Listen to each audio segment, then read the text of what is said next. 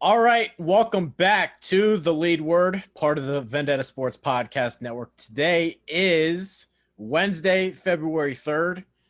We have our guy Chad Bauman, of course, here as always, and our producer who joined us last week, Bridget Rounds.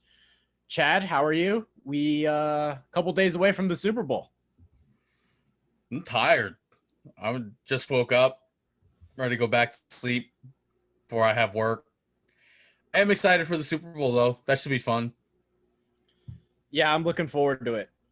My day has been derailed by the delinquents, so I've got nothing done. The delinquents and rabble rousers. Yeah. But anyway, we have a good show for you guys today. We're going to be talking, I guess, the first topic of the day. Well, let's just jump right in. My brain's a mess. I can't even focus on anything. Topic number one here is the Matt Stafford trade. Chad, I've been kind of looking at it and finding an angle on it, and I didn't really have time to prep a good analogy for it. But while I think Jared Goff sucks and you had to do something, God, is it a little bit rich for my blood to give up 2 first-round picks and to pay Jared Goff? Yeah, I mean, my thing with it is I said before Stafford got traded, I said this a couple times talking to my friends, I wouldn't give up a first-round pick for him. Because, I mean, he's 32. I mean, in terms of, like, quarterbacks nowadays, that's not that old. He probably has, like, another 4 or 5 years left in him. Like, if we're going based on, like, the better quarterbacks in the league, how long they've been playing to. He has, I would say, at least another 4 or 5 years. But, I mean, he's an older guy. And I think the hardest way to tell if this is going to be a success for the Rams or not, because I think if you get 2 first-round picks, pretty much anytime you can swing that, you're probably going to come out on the winning side of the trade. But, I mean, it's Detroit. Who knows what those picks are ultimately turn into. Yeah. But, I mean, as far as, you know, the Rams side of things, we don't know if this is going to be the only way this turns into a win for the Rams is if they win the Super Bowl in the next couple of years. So we don't know. I don't really know. And I think Stafford does give them the potential to do that. But, I mean, that's the only way this is a win for them is if they win the Super Bowl.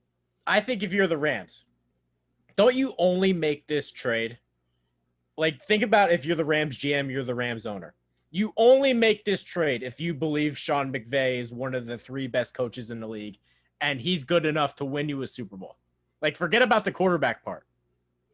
Isn't part of this, we have one of the best coaches in the league. We can get away with having a 32-year-old Stafford because we think Goff is so bad that just an upgrade at that position makes us Super Bowl contenders. Without a doubt, that has to be their thinking.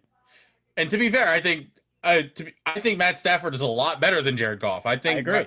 I still think Matt Stafford is at least the top 10 quarterback in the NFL, but he's just been on the Detroit Lions, and they're a bad team, a very, very bad team. I guess my thought process behind it is you don't make this trade unless you believe Sean McVay can be one of the greatest coaches of all time. Because otherwise, what are you doing? And the funniest part to me is they gave up 6 draft picks to move up for Jared Goff, and then they gave 2 first-round picks away to get rid of Jared Goff. So they gave up like 8 draft picks, just invested into Goff, and got nothing out of it. They haven't had a first-rounder since they traded up to get Goff. And they won't have a first-rounder until like 2025. Unless they trade that one away too. I mean, that's nuts. I don't know if that's an NFL record. I haven't heard anyone say it, but that has to be the longest period of time a team has went without having a first-round pick. It has to be. I can't imagine any team ever going longer than that without having a first-round pick. Think about how crazy this is. The Rams gave up 2 first-round picks and a third-round pick for a 32-year-old quarterback that has never won a playoff game ever in his life. They think Jared Goff is so bad They would rather acquire a quarterback who's 7 years older that has never won a playoff game. I mean, what does that say about Jared Goff? To be fair, I think Stafford not winning a playoff game has a lot to do with playing in Detroit. I agree. But we're still talking about this isn't Stafford in his prime either. This guy has played like 12 years without winning a single playoff game. And think about the division they're in. Mitch Trubisky, that guy made the playoffs. And I know a lot of that has to do with his defense, but Teddy Bridgewater won a playoff game. Case Keenum got to the NFC title game. This isn't a division where you're like, wow, we can't compete here. This isn't the current version of the NFC West. This is Rodgers. Even Rodgers, he's had Mike McCarthy. The Packers have had bad years. The guy doesn't have a single playoff win. And they're like, yep, let's throw it all in. We're all in. We're good. I mean, yeah, I get it. But, I mean, Goff, I think, was clearly holding the offense back. I agree. So I'm not denying that part. I just think it's wild. How much do they hate Jared Goff? I mean, they couldn't have hated him too much because they paid him $100 million like 2 years ago. They're gonna pay Jared Goff this year, I believe, $25 million to play against them. Right, but I mean that's all part of they're the ones that gave him a contract extension after his which was stupid though. Year? That's what I'm just saying. It's their own damn fault. Yeah. But to me, that was McVay talked himself to a mirror one night. He's going to bed, can't sleep, and he's sitting there saying, I have gotten every single thing I could out of Jared Goff. I tried to give him his money. I took him to a Super Bowl. There is nothing more I can do for this guy. I mean, yeah, how embarrassing was Jared Goff in that Super Bowl? Blake Bortles wins that Super Bowl. They had they had like 5 first downs the entire game. They didn't score a touchdown, right? Yeah, I think they only got field goals. It was 13-9 they lost? Yeah, I think if they had scored 1 touchdown, they would have won the game. Blake Bortles wins that Super Bowl.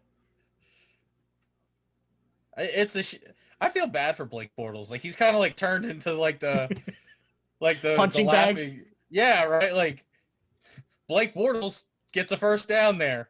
You know, it's 4th and 1. Blake Bortles gets a first down there. But, you know, I mean, I think you're right. How bad is Jared Goff that, like, you know, he can't overcome Blake Bortles' disease? I don't know. I don't think people are ready for how bad Goff actually is because that's an underrated storyline. People forget how bad he was with Jeff Fisher. People forget how dumb he looked in Hard Knocks. He's going to be awful. Never forget. He's going to be awful with Detroit. Well, yeah, they don't have an offensive line. They don't really have a running game. I don't even know who their wide receivers. Oh yeah, well their wide receivers are okay, but I mean he's got no help in that offense whatsoever. Here's something that's funny. Chad, do you know who the Lions hired as their offensive coordinator this offseason? You're gonna find this hilarious. See, you didn't know. I actually no. I remember hearing about it. I can't remember his name though. He has something to do with Goff though. He's coached him before, I think. Who was it? Chad. The Lions' new offensive coordinator is Anthony Lynn. That's who it was. I knew it had something to do with California. Chad, That's who it was. Lynn. He's going from Sean McVay, Robert Woods, Cooper Kupp, Cam Akers, good offensive line. What was it? They were the number 2 defense this year. He's going from that. He's going from that to Dan Campbell, Anthony Lynn, and the Lions. He's going to be so bad. Oh my God. The notifications I get is unbelievable. I'm sure you heard that one. I have not heard any notifications or emails or anything. I have about 70 Slack messages, 30 emails, and 3 missed calls. Who's calling you? I'm throwing my phone. I'm not looking at it. What kind of loser calls people nowadays? Oh, the thing. If you work for the site, I don't like. That's a joke. I don't really think you're a loser. People think I do nothing all day. It's unbelievable. Anyway, my point being, he's going to be so bad with the Lions. I don't think people are prepared for that. I mean, Anthony, the Chargers scored points last year. Is it like, maybe we're just looking, maybe we like overvalued the Chargers roster. And Anthony Lynn was No, we did not. No, we did not. No, we absolutely did not. Yeah, I don't think it's going to be pretty in Detroit for him at all. And that was even before like considering who his coach is going to be. It's going to be a rude awakening for people with Jared Goff. But I really do think the Rams can win the Super Bowl with Stafford, though. Well, that was going to be my next question. I think they can, but it's not a lock or far from a guarantee. I don't think it's a slam dunk or anything, but I think they can. And like I said before, I think that's the only way you can look at it and say the Rams won the trade is if they ultimately win the Super Bowl. But again, they almost have to do it within the next 3 years too. They have a window here. And that's exactly why I said that's the only way you're going to be able to say they won the trade. Is if in the next year or 2-3 years, they win the Super Bowl. 3 years from now, when they don't have all these first-round picks and guys like Aaron Donald start to get old. What first-round picks? That's what I'm saying. They haven't had one since 2015. That's what I'm saying. I mean, after a while, this team could get bad quick. Okay, you know what? I thought when you said when they don't have these first-round picks, I thought you meant like players taken in the first round. No. So I was like, they don't have one because they haven't had one. When you go that long without a first-round pick, it's going to come back to bite you in the ass eventually. Yeah, and you can only do so much through free agency. So, well, they're already. I don't have the exact stat on this. I believe what I saw the other day is 40% of their cap goes to Jalen Ramsey, Aaron Donald, and Goff. And Goff's not on their team. Well, I mean, think about it though too. They've done a lot. Like, think about all the players they've kind of like brought in the last few years, like Sammy Watkins, Brandon Cooks. Hasn't worked. I think Marcus Peters was there. It's for a cup of coffee. You know,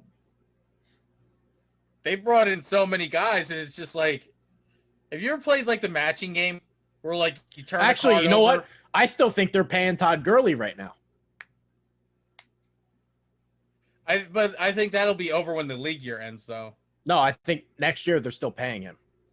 Really? Yeah. I don't know. I have to look that up. But the way the Rams make free agent moves, you ever play the matching game where you turn a card over and it's got like a picture of a frog on it, and you have to turn another card over that has the same picture on it? Ever play that game?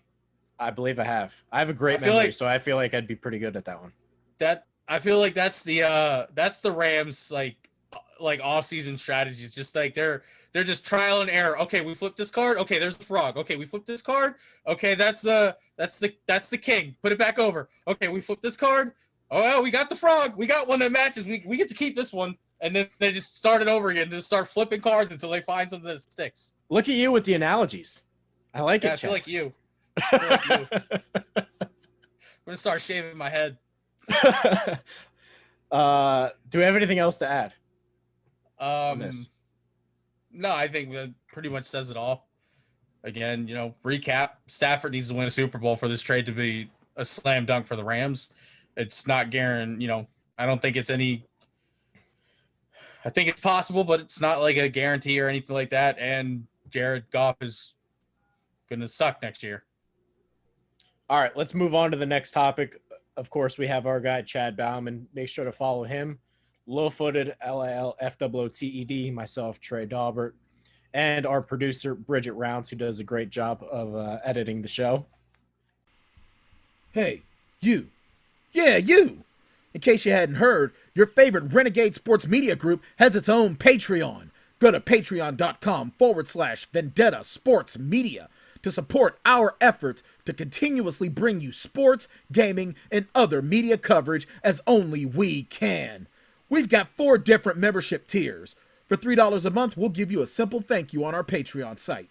For $6 a month, you get a thank you and you get to become a recruit in Jackson Law's Vendetta University Gaming Series. For $10 a month, you get everything from the previous tiers, a special thank you at the end of our videos, free access to our upcoming Discord chat, and a free koozie after 4 months. And then the big dog, $50 a month, gets you everything from the previous tiers, as well as opportunities for Fantasy League invites, stream gaming, possible invites to mock NFL and NBA draft sessions, a once-a-month Google Hangout, and after 4 months, a free t-shirt. Yeah! Go to patreon.com/Vendetta Sports Media and help us to improve our pledge to bring you the best sports, gaming, and other media coverage. Chad, I want to talk about your team next. Philadelphia Whoa, Eagles. Oh, go ahead. I mean, it's kind of like attached to it. I thought we were going to talk about Deshaun Watson and his You're trade. right. My brain's a mess. I can't think today. Go ahead. I got you. So I mean, with Stafford, who's older than Deshaun, I definitely think Deshaun Watson's a better quarterback. With Stafford going for 2 picks, well, 3 picks really, and the quarterback swap. I mean, what do you have to do to get Deshaun Watson? You got to get like 5 first-rounders at this point, right? Like, at least. I was trying to think about this the other week. I don't know how you can compete with Kansas City and Buffalo by having to give up that much draft equity for Watson. How are you supposed to compete? Like, I get you need the quarterback to compete. But how are you supposed to do it with then a depleted roster? Kansas City has their first-round pick every year, and they have Mahomes. How are you supposed to beat that team?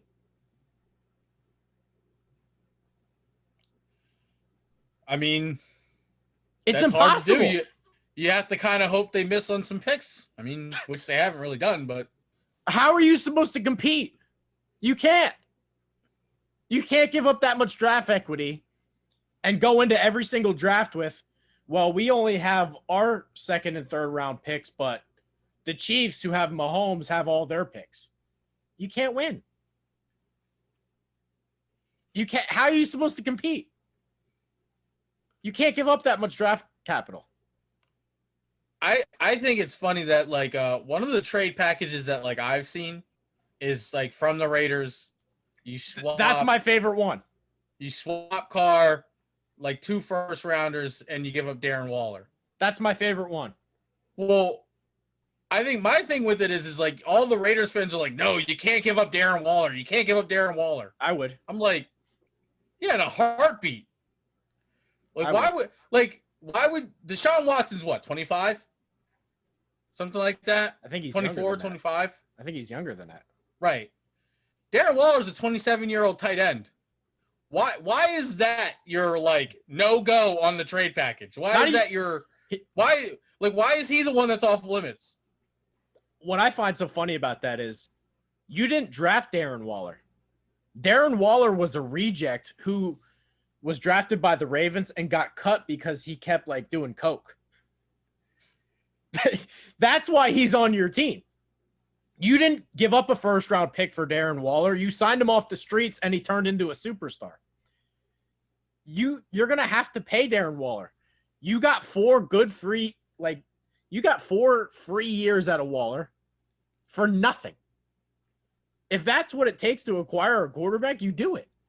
I didn't invest $100 million into Travis Kelce and pick him in the 1st round, and he's like a cornerstone of my franchise. I got Darren Waller because the Ravens cut him, who was a 6th round pick, and he has drug problems. But my thing is like Darren Waller's not going to win you a Super Bowl. No. Like Deshaun Watson could very possibly win you a Super Bowl. I can find another Darren Waller. Just throw a rock and you'll hit one. I mean, I know there's not a lot of good tight ends in the league. I can find another Darren Waller. He was a reclamation project. I mean, Ertz is probably going to be available. Yeah. I would go to Darren Waller's house, pack his bags, and drive him to the airport to get Deshaun Watson. You could probably call up. I would drive Darren Waller from Las Vegas to Houston in my own car to get Deshaun Watson. You could probably call up Philadelphia tomorrow and get Dallas Goedert. Probably you telling me he's off limits? You telling me he's off limits? He's not going to be off limits, but I mean, if you're already trading for Deshaun Watson, I would just get Ertz because he's probably gone anyway. Okay. Same shit. I mean, you might even be able to get Ertz for free if they end up not re-signing him next year versus Goddard. You probably have to also give up, second round pick at least. They might have to cut Ertz because they're so far over the cap. That too. So you might be able to get him this offseason. I don't know. Yeah. But you can find another Waller. If Darren Waller is your I don't even fucking know what to call. It's so insane. I can't even think of a word here. Dude, my brain is so fried. I don't think I can help you. If Darren Waller is the one that's giving you nightmares over this trade, I got news for you. You're not cut out to be an NFL GM. Like you're just Mike Mayock. If you're not making this trade because you love Darren Waller, then you need to resign. That's why I like the trade, because Mike Mayock sucks at drafting in the first round. His first round picks are worthless because he misses every year. He's got no good first round picks. Every guy he takes stinks. So give up the draft picks because the guys he picks can't play anyway.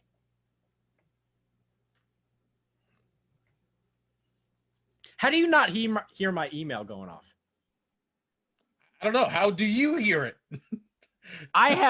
This is not a joke. I have 25 missed emails. Yeah, we can't hear it. From just starting right now, we can't hear it. So okay. Don't worry. Don't even worry about editing that out of the show.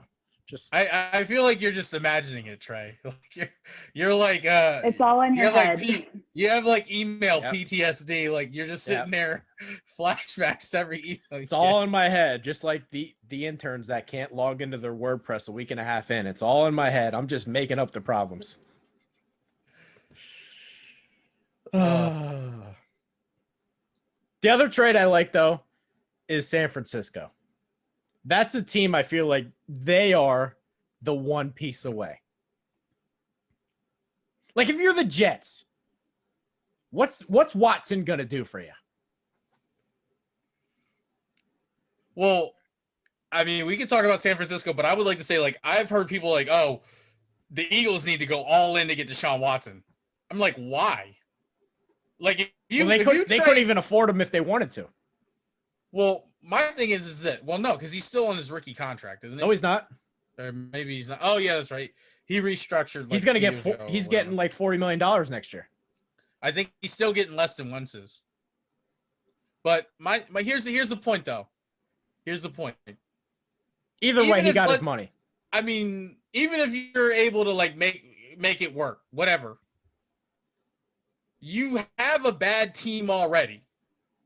You need as many draft picks as you can get. If you trade all of your draft picks to get Deshaun Watson, he's going to be in the same exact boat that he's in Houston. Well, that's my point with the Jets. It makes zero sense. That's my point with the Jets. The Jets roster is so bad that if you just compare them to Houston's, I don't know if you would take more than 2 guys off the Jets that would start for the Texans. That's how bad the Jets are. I had a friend say to me when I pointed him out, literally, if we trade for Deshaun Watson, we're going to be just as bad as Houston was this year. He was like, oh, well, we made it. He was like, we made it work with Jalen Hurts. I was like, no, we didn't. What do you have? Were you watching? You have the 5th pick in the draft? Right. No, sixth, I think. Sixth or seventh. I don't. So you were the sixth worst team in the league, and that's making it work? Well, no. I mean, obviously, a lot of that was how bad Carson played. But I was like, even if you just look at, Jalen Hurts' stats, like less than 60% passing. He threw, I think he had like 5 touchdowns, 4 interceptions, or he wasn't good. It might have been, I think it was like 6 touchdowns, 5 interceptions. Like he didn't play well, and he fumbled a lot, which, I mean, I guess him and Carson share that problem, apparently. He was bad, and we won 1 game, and we only won that game because Taysom Hill was the fucking quarterback we played against. So, like, in what world did we make it work with Hurts? Like, I don't know where people are, like, making shit up just to get Deshaun Watson. Like, I would love to have Deshaun Watson as an Eagle, but I'm not going to bring him from the Texans to be an Eagle and go 4-12. That's what the Jets would do. The Jets would go 4-12 with him. Could you imagine requesting a trade to get out of Houston and getting traded to the Jets? Well, he has a no trade clause, so that does help. Right. So, yeah. The only team I really like is the 49ers. You can actually look at their team and say, even if we give up draft picks, we still have a team that can win the Super Bowl. With Bosa and Deebo Samuel and George Kittle, and we have Kyle Shanahan. That's Fred Warner. That's a team that can actually win the Super Bowl with just a quarterback upgrade. Right. And I mean, I don't think Jimmy Garoppolo was like a problem there. He just wasn't healthy last year. But I do think that having a guy as dynamic as Watson on your team makes it a lock for them to win. Just think about it. All they would have had to do is take Watson in that draft instead of Solomon Thomas. Ugh. Who, I mean, is he even in the league, Solomon Thomas? I think he's still on the roster, but he doesn't start. I don't think he plays. No, he really doesn't. He might be like a practice squad guy at this point. We make fun of the Bears for taking Trubisky, but the 49ers made that trade with the Bears, and the guy they picked kind of stinks. So, well, I mean, at least the guys they picked with the picks that they got for that trade kind of didn't suck. But that's not true. They do. Solomon Thomas can't really play. They used another pick on Reuben Foster, who is pretty much out of the league because of domestic violence. Be fair, I was going to say he was good when he was in the league. Yeah, he's just got other shit going on. He's just an idiot. Yeah. And they took a cornerback from Colorado who really doesn't play. If they would have just taken Watson next, we're having a different conversation. Right. I don't know. I don't have any more on the Watson trade. Do you have anything, Trey? Me neither. Let's talk about your team, the Philadelphia Eagles. They made a little bit of a weird hire, Chad, and I wrote this in my article that I tried to enter the mind of Howie Roseman, which is a hard thing to do. But is it almost where, okay, we can't get Frank Reich back, so let's just hire the guy that worked next to Frank Reich? Yeah, I think that's it. That's pretty. I think that's 100% it. We can't have Frank Reich back. Okay, who on his staff is the closest to him? Let's hire him. Yeah, I think that was it. I mean, like I said, I think I would have. I said, Eric Bieniemy, I would have liked to see him, but he didn't even want to interview. Mm-mm. We offered him. We asked him to come interview. He was like, "No, fuck that. You guys suck." That's how I can only imagine. That's what he said. Well, how many people turned down the Texans interview? The Colts defensive coordinator, who has like no buzz, turned down the Texans interview. I mean, which is funny because Eric Bieniemy, I'm pretty sure he interviewed for that job, didn't he? Yeah, he did. He did. So like he was like, yeah, he viewed the Eagles' job as worse than Houston's. I think it is. I would say it is. Because I mean, at least like if you're like filled out, like if you go to Houston, like you don't have to deal with like shitty. Well, I don't know. Their GM's new. We don't know if he's going to be a good GM or not. but like you don't have to deal with like Howie Roseman. And I would much rather not deal with Howie Roseman than have a wild card as my GM than have to deal with Howie. Yeah, we can edit this part in here, but I sent a clip of the press conference to both of you. It was, I mean, I don't know how to even word that press conference, Chad. And I don't want to say he can't coach because of a bad press conference, but you want to talk about a bad first impression. Next thing that's very important to me is that we build a smart football team, that we have a smart football team here. And I know we have the people in place to do that. The first part of being smart is knowing what to do. We're going to have systems in place that are easier to learn. All right, complicated to the defense or offense that they're going against or the special teams group they're going against, but easy for us to learn. Because when we can when we can learn our system and we can get good at our system, then our talent can take over. Less thinking equals talent take over, but we need to have systems in place, and we will have systems in place to do so. Yikes. I mean, that press conference aside, I think my biggest issue with his first press conference is like he just straight up fucking lied. Like they asked him at one point, they're like, hey, I don't know the exact question, but basically it was like, hey, what's going on with this quarterback situation you got going in Philly? And he's like, oh yeah, I haven't thought about it. Either A, you're lying, which is a problem in its own right, or B, you really haven't thought about it. And I think that might be even fucking worse because that means that you're not preparing for the future. Like, I don't know. What if he just wasn't asked during the interview, Chad? What do you mean? That just wasn't part of the questions in the interview. He just took the job. He's like, hey, do you know Frank Reich? Yep, you're hired. But I mean, like, even if that was the case, like he didn't get asked about the quarterback situation in the interview. You're coming into Philadelphia. Yeah. The biggest problem in Philadelphia right now, the job that you fucking accepted was like the quarterback room is like crazier than a bag of fucking cats. And you're just like, fuck it, I'll do it. Let the chips fall where they lie. So like, yeah, that's wild. How do you not think about that? I would, if I was Nick Sirianni or whatever the hell his name is, I wouldn't be able to sleep at night because I'd be thinking about this quarterback situation. That is not his name. I don't fucking Sirianni. I know how to sort Sirianni. Yeah, whatever. It begins with an S. Nick Spaghetti. Yeah. I don't know how you can not think about this quarterback situation.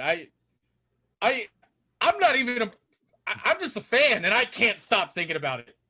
I'm sitting up here like just, oh damn.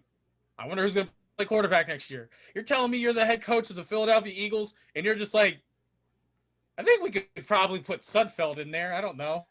Like I would be honestly, if he had said, you know what, I'm thinking about starting Sudfeld, I'd be more okay with that than, yeah, I'm not thinking about it. Why aren't you thinking about it? That's the only thing you have to think about. It's terrible. Yeah, I just wanted to bring that up because it was a wild press conference. It's, again, like you said, I don't want to say he can't coach because he's bad with interviews. I don't know. Maybe he's just, a shy dude. I didn't interview him. I'm not Howie Roseman. So maybe he's just bad with interviews. Like, public speaking is not his forte. You got assistant coaches that you can delegate the rah-rah speeches to. I'm okay with that. But I think lying to me about not thinking about the quarterback situation, that's where I kind of like, all right, now you're just like, you're spitting in my face at this point. I'm not dumb. Well, there's only two possibilities here. You're either thinking about the quarterback situation or you don't fucking care. Well, my problem is, okay, if he's bad in the interviews, why did you hire him? Because he doesn't call the plays for the Colts. You can't possibly sit there and say, well, Phillip Rivers played better than expected this year. The Colts offense was good. I thought the play calling was creative, but he didn't call the plays. So how can you attribute the Colts' success to this guy that you just hired? Well, so I mean, there's a couple things with that. One, I mean, just because he has a bad press conference doesn't mean he was bad in the interviews.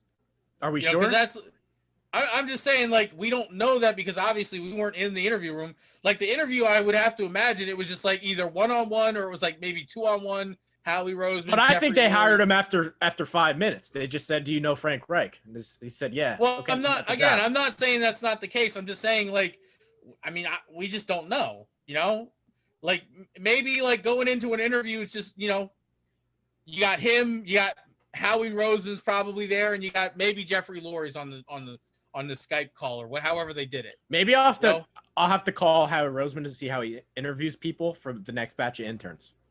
See if there's any good questions I can ask. The next batch of interns. Hey, do you know Frank Reich? No, not hired. But I mean, so just because like he could have interviewed well and just be really bad at press conferences is what I'm trying to say here. You know, we don't know. Maybe he sucks at both. I don't. Could be. I wasn't there. I don't. But I think as far as the Colts thing, him not calling plays, I mean, you could make the argument. I mean, this is what they've been telling, and this is what the Eagles have been telling us, you know, ever since Frank Reich left. And again, I don't know how true it is because they like to fucking lie about everything, apparently. I mean, the problem apparently was when Frank Reich left, he used to do like the game plan. Doug Peterson called the plays. Frank Reich would put the game plan in like, oh, we should call this play in these situations. We should do this in these situations, blah, blah, blah, blah, blah. So, I mean, maybe that's what he did for the Colts. He didn't call the plays, but he made the game plans. Our problem is we couldn't make a fucking game plan to save our life these past couple of years. So we bring that guy in. So now our game plan problem is solved. And I don't know, maybe he won't be able to call plays. I don't fucking know. But, I mean, I'm just trying to make excuses to make myself feel better. I'm glad you see it that way. You have anything else to add on the Eagles? And then I can do like a 2-minute tribute on Dustin Pedroia. No, but do you ever see The Wedding Singer? I have not, no. Okay. And I've seen Wedding Crashers. I'm going to go on a limb and say Bridget hasn't seen it either because she's younger than both of us. And it's a movie from like the early 90s. If you're watching, you guys can look it up. It's an Adam Sandler movie with Drew Barrymore.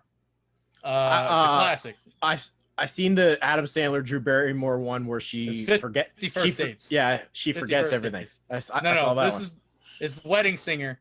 There's a point in the movie where he starts singing a song. He starts singing a song that he wrote, and it's like, somebody kill me, please. That's how I feel constantly with these Eagles, all the time.